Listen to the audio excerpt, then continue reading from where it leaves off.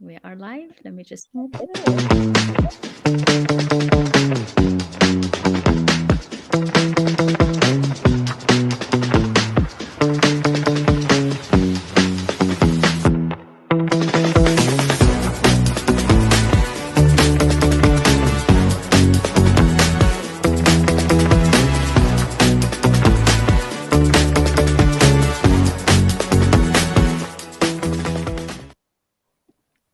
All right. Welcome everyone to episode 56 today of the Women's Empowerment Series. And I have a beautiful guest with me, Atherton. So honored, so happy to have you from South Africa, connecting and sharing your incredible journey and the work you do and how you are building a legacy behind you with, the focus that you have chosen for your life and for your professional journey. So if you connecting with us live today, let's say hello. Would love to know where you're connecting from. We'd love to greet you. If you have any questions to me or to Dai, let us know. And voila. So the stage is yours. Welcome, my dear. Thank you. Thank you so much for the opportunity to meet you. I have been on a couple of your masterclasses. Alessandra connected us, but I'm really grateful for this opportunity to, just talk a little bit about the work that I've found myself going into and how it all came about. So you just want me to tell my story? We're going to dive into that. We just want to say hello to, we have Deepchika from Germany. We have people connection from Edinburgh. We have people correcting from Morocco, from Africa. So welcome everyone. And we're going to have a fascinating discussion and I'm sure you will discover some amazing things. And I'm so excited about this actually as well. So tell us about you. How did you start? And Singapore, we have Singapore in the house. Hello. And Algeria. So we have a lot of places. Wow. A lot of light shining. So tell us about you. How did it begin? You started as, I know you were a speaker, you're a mentor, you're a coach, you're a practitioner of many things. So tell me, how did it all start?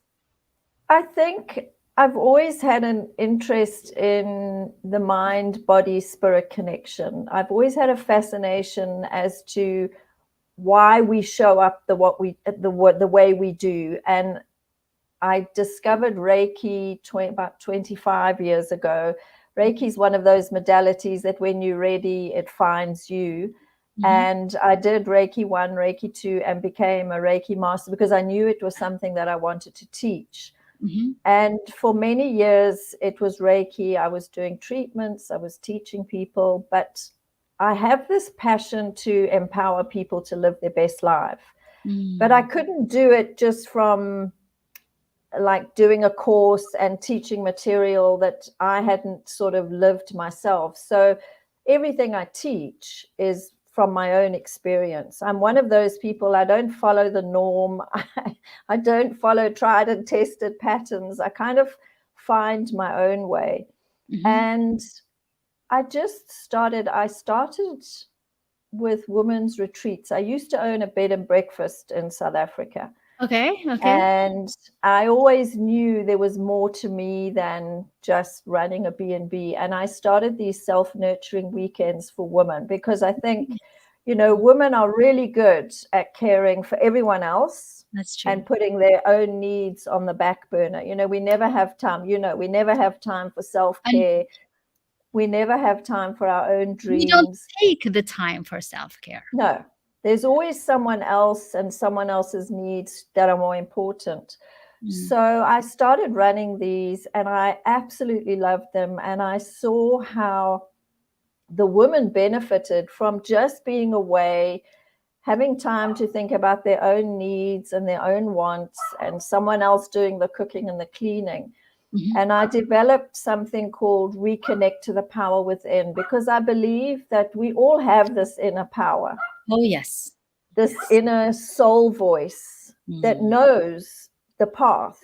But because of all the external influences and voices, it often gets lost. And over time, I just started doing this work. I started working with the youth here in South Africa. I have a huge passion for working with the youth, with young entrepreneurs.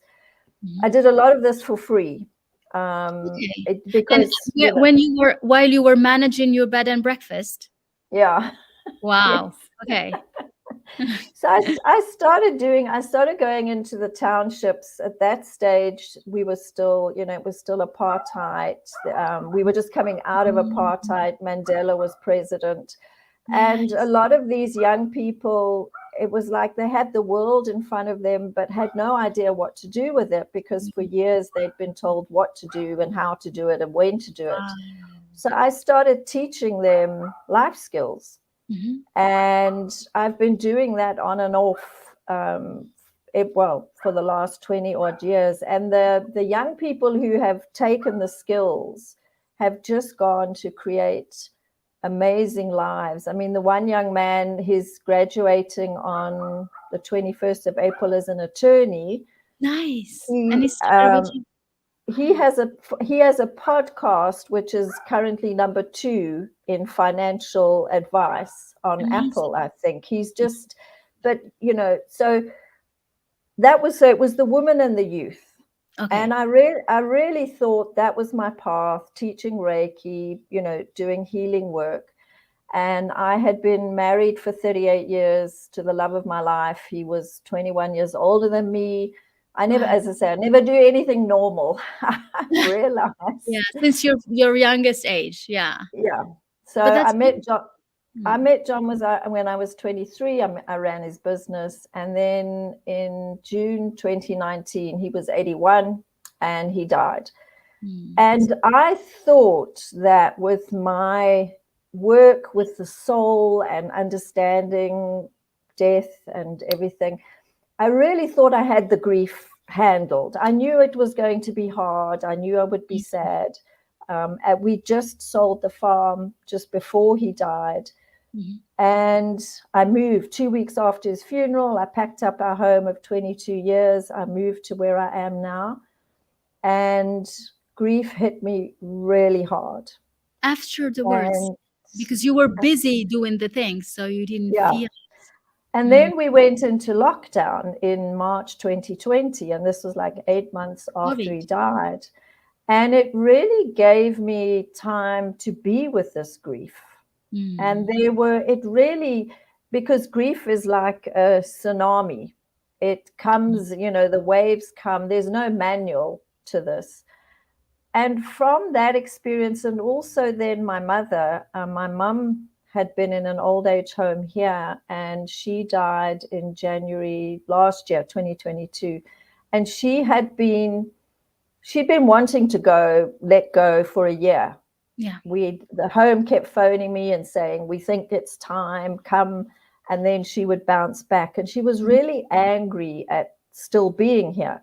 Oh. And she died in January 2022. And I looked at these 2 deaths. My husband, who was so peaceful at home, he literally over 4 days withdrew his life force. He lay in bed like this for 4 days and just drifted away.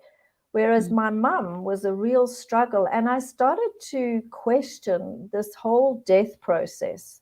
Because when I went through my grief with John, I saw how uncomfortable people are around those who have lost someone. I heard the inappropriate things that people say to you. They mean well. Yeah. And I saw that we go through all of these different stages of grief, the 5 stages of grief. Yes.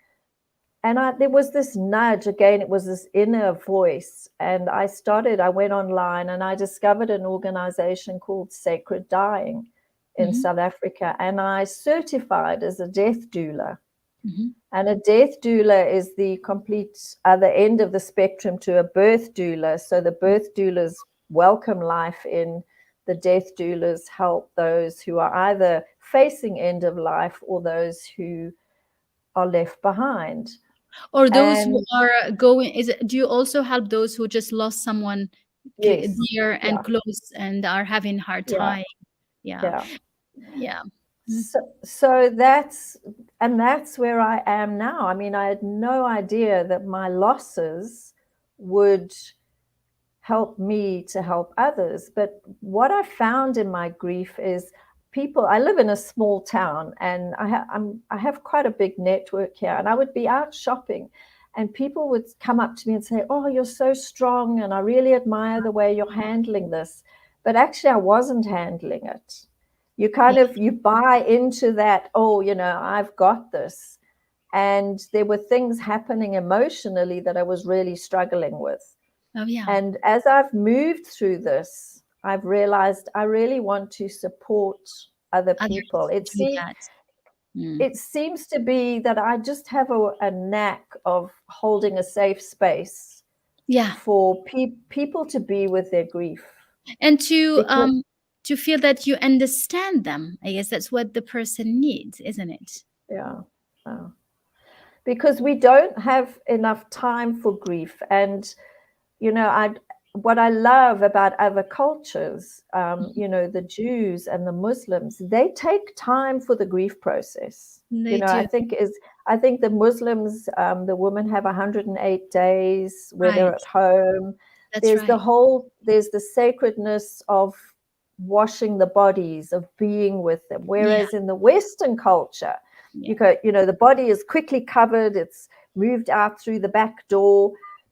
There's a lot of support between the death and the funeral when the person is, those 2 weeks we were waiting for grandchildren to arrive and great-grandchildren. I didn't think about food. Luckily, my one stepson is a chef, so, he was feeding everybody. You have the funeral, and then everybody goes back to their lives. Yeah. And that's often the loneliest time. And now... because it hits you afterwards. That's what you were saying. Yeah. So everyone goes back to their life, but you have a whole new life where the person is gone. And it's a massive adjustment. And there's little support for that, I've seen. So what I've gone into now is one-on-one sessions, grief retreats, grief workshops and webinars, and just creating that space, because you have to feel to heal. And we're very good at suppressing the emotions. Because we don't want to. And why do you think people suppress those emotions from your experience? Because there's a couple of reasons. One is they don't want to be seen as vulnerable or weak. But so they worry about the others. Yeah, that's a lot of it. But I don't know what it's like in other countries, but here your compassionate leave is 3 days, and then you're expected to go back to work. Oh, okay. Yeah. Whereas but you can never be the same again. No, maternity leave is 3 to 6 months. So you have a baby, and it's 3 to 6 months. You lose a child, which is the biggest loss on the planet. There is nothing to touch losing a child, or your life partner, as I did. And, you must go back to work and you have to carry on as normal, but life is no longer normal. And there seems to be, I've had someone who's 2 months after her father died, one of her friends said, you need to get over yourself now. You need to move on. It's 2 months. It's going to be at least 2 years before a person starts feeling like that raw grief is beginning to ease. So you never said get over grief. 2 years. 2 years. At least at least 2 years before you start feeling like you're getting over the worst. Yeah. Wow. But I think the big thing is you don't get over grief. You don't go, okay, I'm going to grieve for however long. I still have it. Like the 21st of April is my wedding anniversary. So you will remember that. Yeah. Yeah. I'll probably have some champagne and play Frank Sinatra, because that's who we dance to on our wedding day. Nice. But it'll be an emotional day.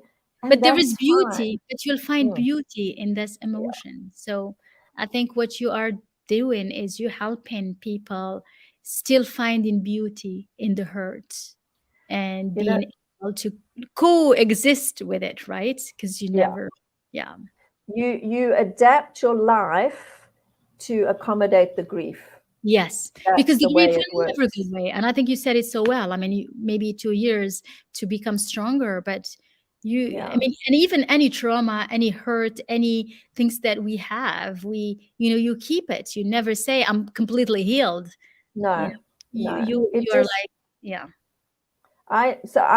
For me, in my heart, there is the John space. My husband's name was John. And most of the time these days, in June, it's 4 years.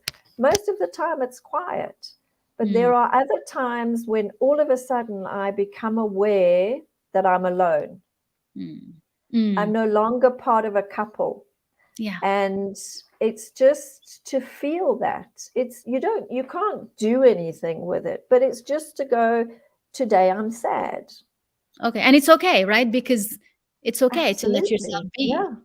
And you just want to let the emotions pass, and then you come back to be normal again. Yeah. We have to let the emotions pass. And in today's very fast-paced world, we're not given the time to allow those emotions, which is why people get stuck in their grief.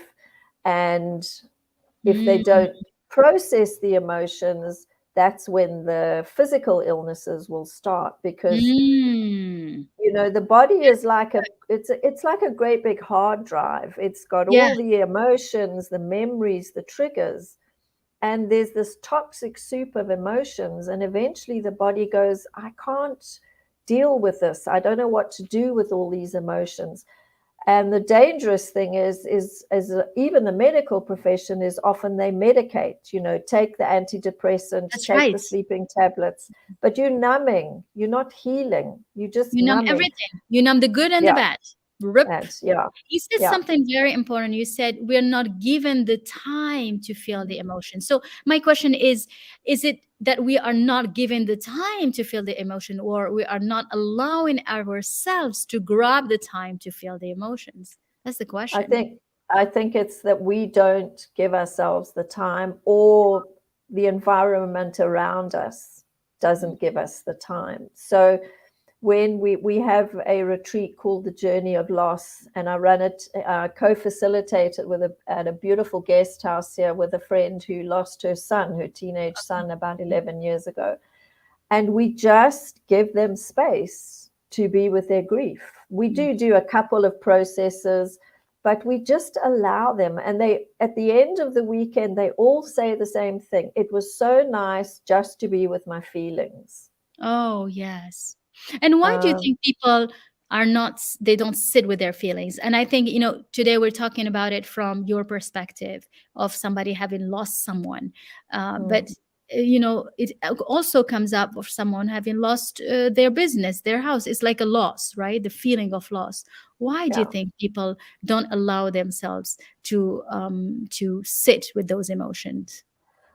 I feel that part of it is it's this message that we currently have from society. It's like, be positive, like don't focus on the negative, don't linger, don't dwell, which is all very well, but you still have to feel those emotions. And you're absolutely right. I mean, COVID brought grief on so many levels. Of course. It wasn't just death of people. It was businesses, jobs, dreams, graduations, holidays, weddings, birthdays, all of that. And also grief, because life as we knew it was just gone.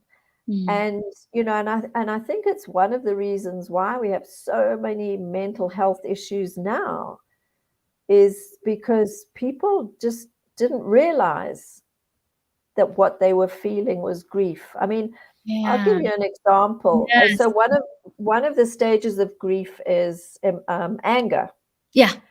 And in the middle of lockdown, I got these 2 enormous boils, which I don't suffer from boils. Okay. And I don't know if you know Louise Hay's work where Yes. she looked. Yes. So I go to the Louise Hay's book, and boils are like seething anger. And I'm like, Wow. what? I've got a beautiful home. I'm financially okay. I've got a wonderful network of friends. What would I be angry about? Yeah. And I just sat with a question for a couple of days, like, why would I be angry? I'm Yeah. very laid back. I don't get angry. I'm too spiritual to be angry. Yes. And I was sitting watching TV one night, and Uh-huh. this thought bubbled up, and it said, I'm angry, the love of my life left me. Yes. Okay. And I went, oh my goodness. And And I took my journal and I went, I'm angry that the love of my life left me. I'm angry that I have to do everything everything on now. your I don't own. have anyone that I can say, babes, won't you get dog food while you're in town? I'm angry that I come home to an empty house. Mm. I'm angry for all the responsibility. I'm angry that he made me pack up the farm and retrench the staff on my own. And this anger just like, I Start didn't pouring. even know. Yeah, I didn't even know I was sitting on that anger. And I think that's when I realized, wow, this grief, it doesn't matter how much you think you're prepared. And I always knew John was 21 years older than me. The law of averages You is knew he that he was was going, going to I go knew, before. Mm. and it's still so that's and that I've realized is my purpose, is to be with people. I can't fix it. I No. can't make it easier for them, but I can be there to witness their grief Mm-hmm. and to help them with the steps that they're going, the journey. And it's a journey. I mean, I call my work walking the path of grief. It's a path that you will always walk, You just know, in different ways.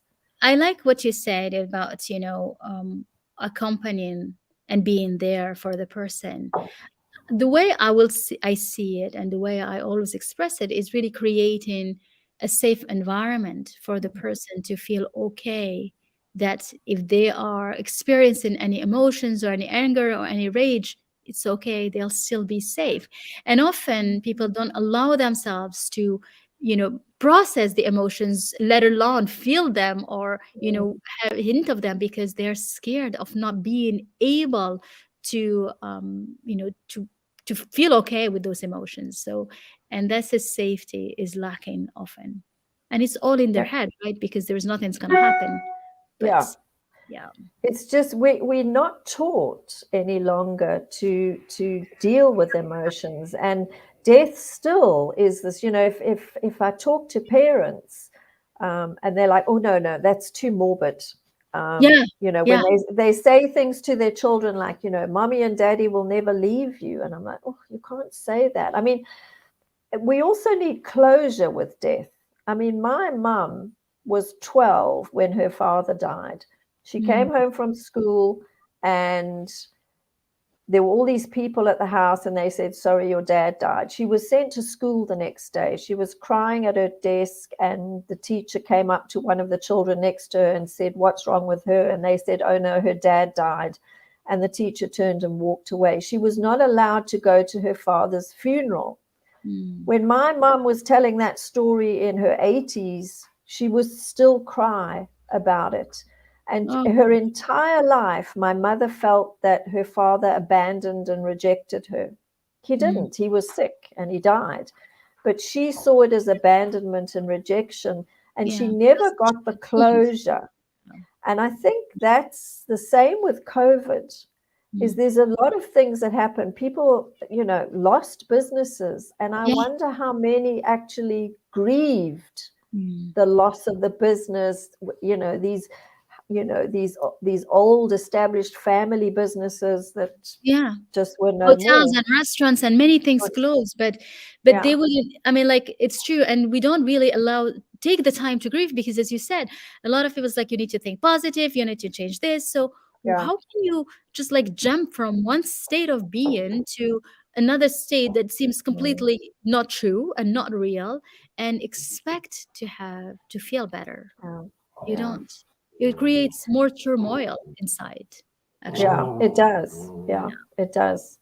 So it's, we need that closure. We need those rituals. And COVID also took away a lot of the rituals. And we bring in the work that I do, ritual to me is very important. And it's interesting that in life we celebrate, the birth, the pregnancy, we have the baby showers and the kitchen teas, but we don't, with death, we just have the funeral. And then it's like, okay, it's done. Now we must And move don't think on. about it. So, Yeah. there's the anger, there are phases, and there is a phase where there is acceptance. Where do Yeah. you fit yourself within that grave, that phase? So Yeah. another thing that I do is I work with people who are now going through the change after loss. Mhm. And it's exactly where I am, Mhm. is like, who am I? Who am I when I'm no longer the wife, I'm no longer the business partner, I'm no longer the stepmother. Like, who am I? And I'm busy discovering, Who you are, like, yeah. and very often with women, we will I always used to say, this work I was doing, the Reiki and the workshops, they were pushed into little corners of my life because I looked after John, the business, the farm. I had a lot of responsibilities.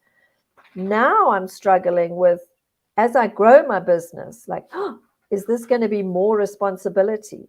How much of my time is it going to take? So I've got this sort of conflict. I know that I need to get out there to share this work. But then it's like, but it's going to be a lot of responsibility. And I still have that from a previous chapter.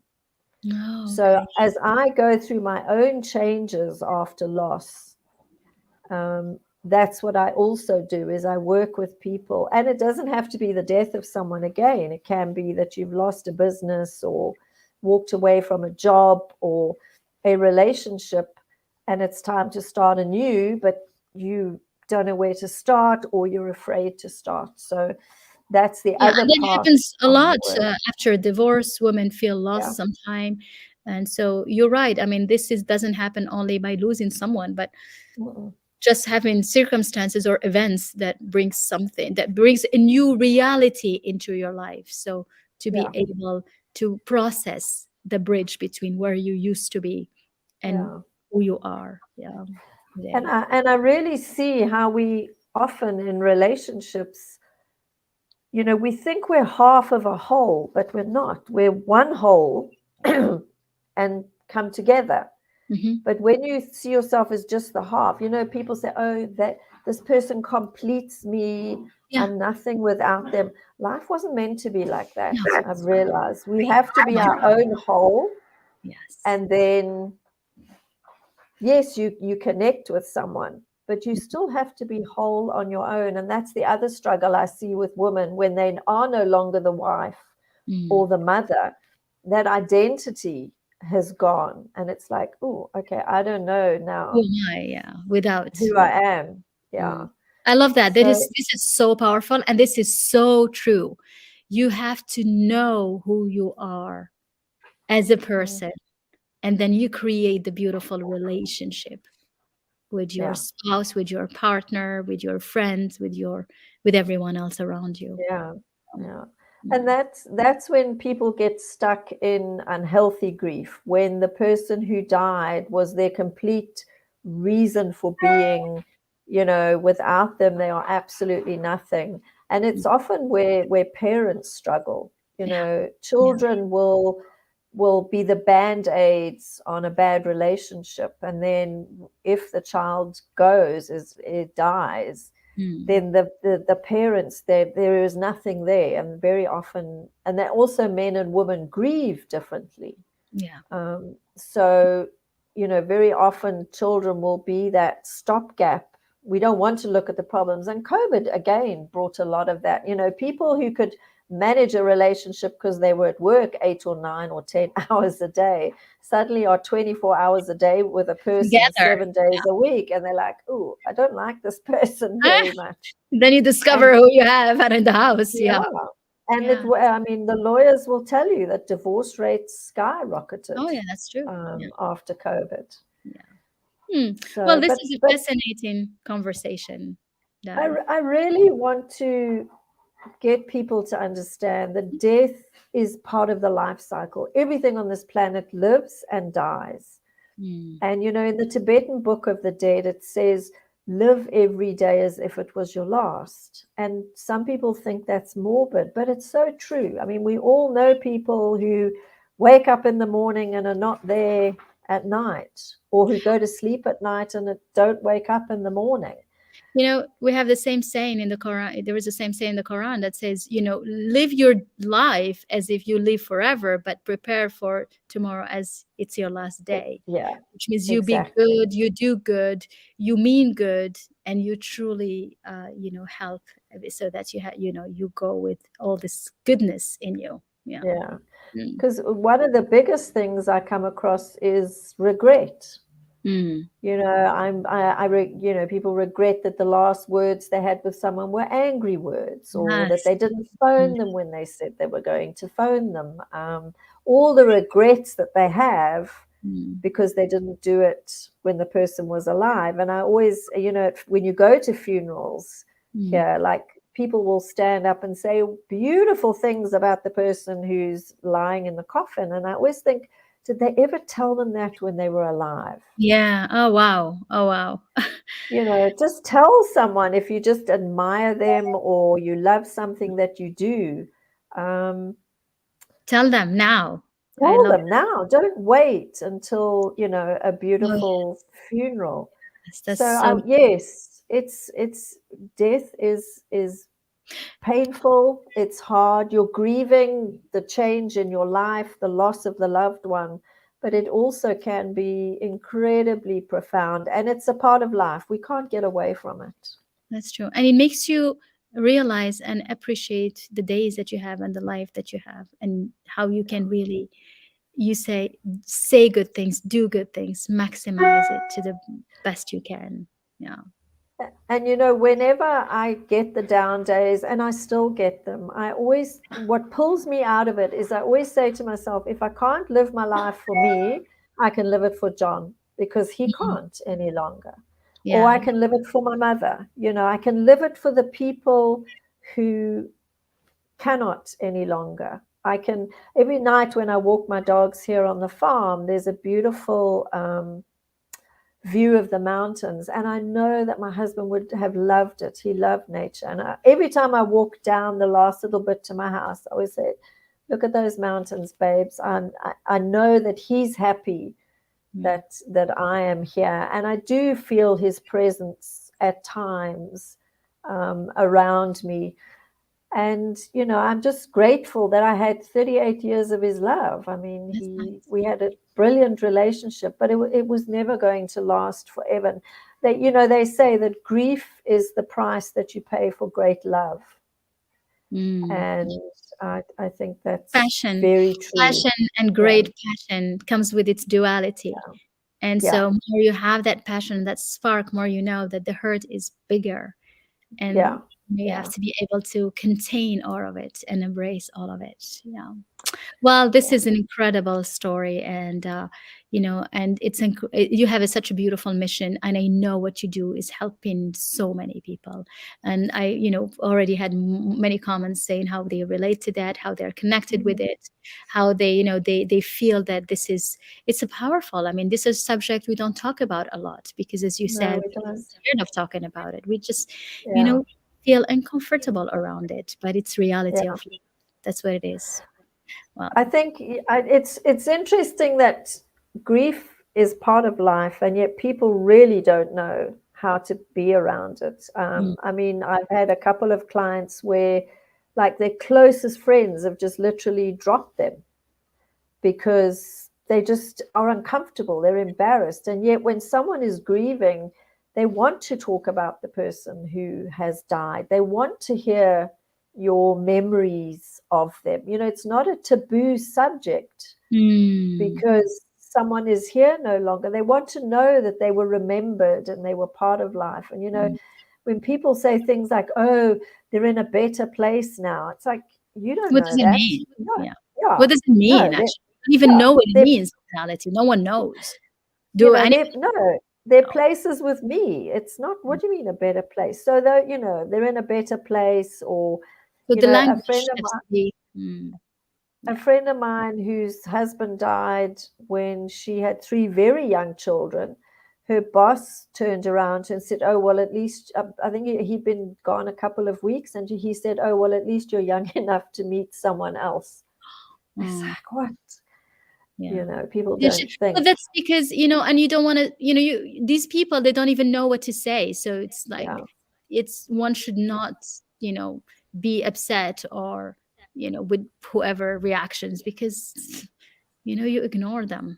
And because they don't know why they're saying that and what's inside them and trauma. Say nothing. You just say, I'm really sorry. No. I can't imagine how you're feeling. That's it. Keep it simple. Keep it simple.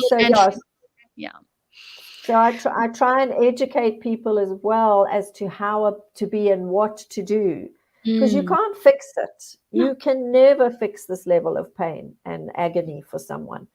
But you can sit with them. You can make them a cup of tea. You can hold their hand. You can just be there, be present. Just be there. But you know that we want to fix it. We don't like silence. We're like, oh, this is uncomfortable. We're uncomfortable with silence. Yeah. We're uncomfortable with pain. It's true. So I'm on a bit of a mission. But that's good, because then you educate people so that they don't hurt others more. And I think that's really important. Yeah. Well, you're doing amazing, and you're building such a beautiful legacy behind you and behind your husband for the amazing things that you learned, how you grew up together, and how you're using this to actually help others feel the same through their cycles of grief.